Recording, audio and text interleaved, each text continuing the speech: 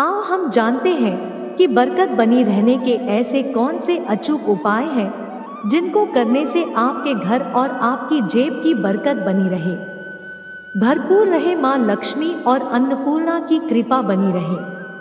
पहला उपाय, दान दे।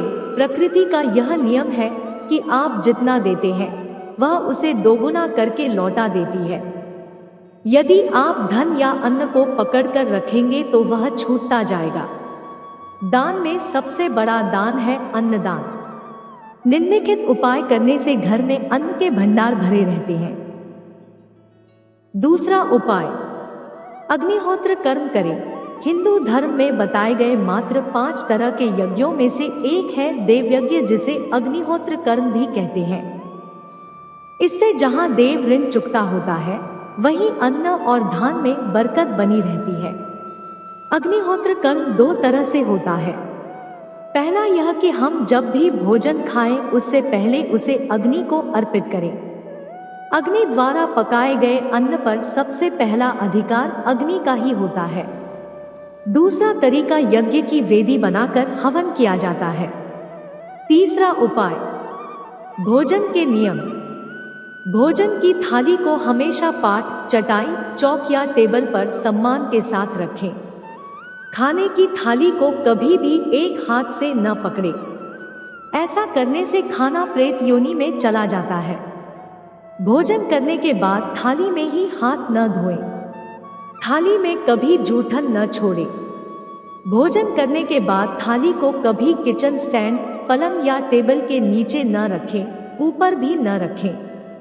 रात्रि में भोजन के जूठे बर्तन घर में न रखें। भोजन करने से पूर्व देवताओं का आह्वान जरूर करें। भोजन करते वक्त वार्तालाप या क्रोध न करें। परिवार के सदस्यों के साथ बैठकर भोजन करें। भोजन करते वक्त अजीब सी आवाजें न निकालें। रात में चावल, दही और सत्तू का सेवन करने से लक्ष्मी का निरादर होता है। समृद्धि चाहने वालों को तथा जिन व्यक्तियों को आर्थिक कष्ट रहते हों उन्हें इनका सेवन रात के भोजन में नहीं करना चाहिए। भोजन सदैव पूर्व या उत्तर की ओर मुख करके करना चाहिए। संभव हो तो रसोई घर में ही बैठकर भोजन करें, इससे राहु शांत होता है। जूते पहने हुए कभी भोजन नहीं करना चाहिए।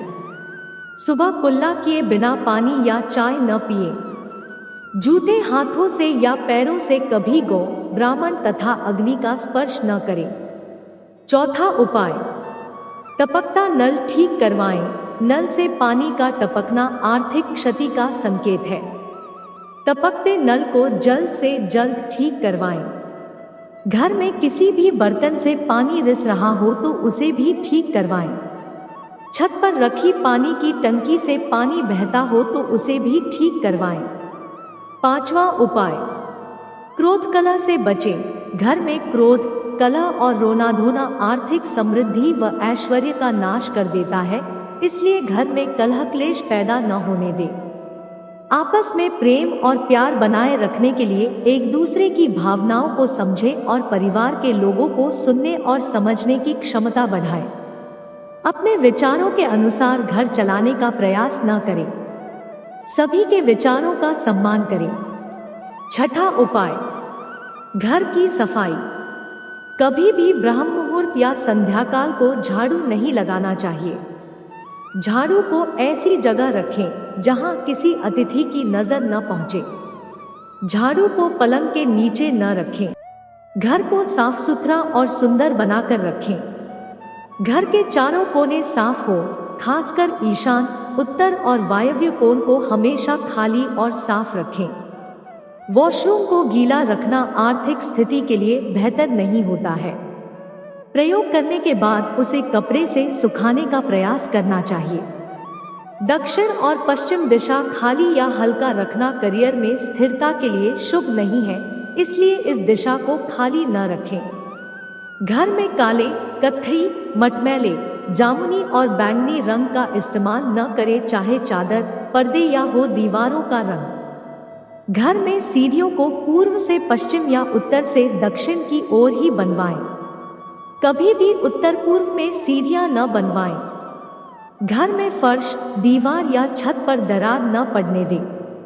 अगर ऐसा हो तो उन्हें तुरंत भरवा दे। घर में दरारों का होना अशुभ माना जाता है। 7वां उपाय, खुद को सुधारे। घर की स्त्री का सम्मान करें। दक्षिण दिशा में पैर करके न सोएं। शर्ट और पैंट की जेब फटी हो तो उसे ठीक करवाएं। बटुए या रुपए को पैंट की पीछे वाली जेब में न रखें। किसी भी प्रकार का नशा न करें। झूठ बोलते रहने से बरकत जाती रहती है। दांतों को अच्छे से साफ और चमकदार बनाए रखें।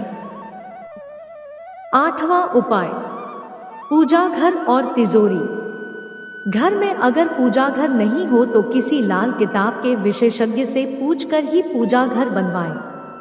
यदि वह बनाने की छूट देता है तो किसी वास्तुशास्त्री से संपर्क करके ही पूजा घर बनवाएं। ऐसा इसलिए लिखना पड़ रहा है क्योंकि किसी की कुंडली के अनुसार घर में पूजा घर रखना नुकसानदायक होता है।